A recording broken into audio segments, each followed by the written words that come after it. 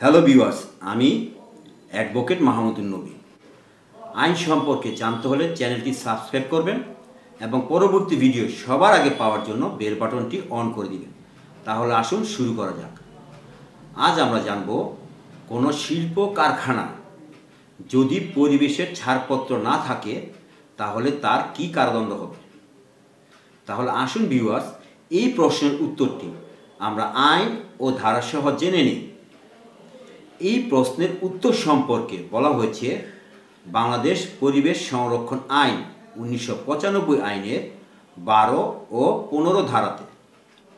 12 ধারার মূল বক্তব্য হল, মহাপরিচালকের নিকট থেকে পরিবেশ ছাড়পত্র ছাড়া কোনো শিল্প কারখানা স্থাপন করা যাবে না।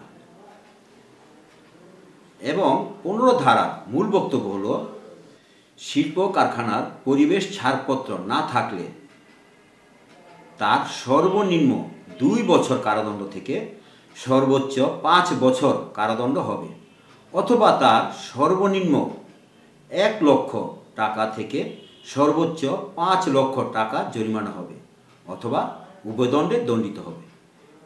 এই ছিল আজকে প্রশ্ন উত্তর পর্ব। এই বিষয়ে কোনো প্রশ্ন থাকলে আমার কমেন্ট বক্সে প্রশ্ন করবেন, আমি তার উত্তর দিতে চেষ্টা করব। আজ এই পর্যন্তই।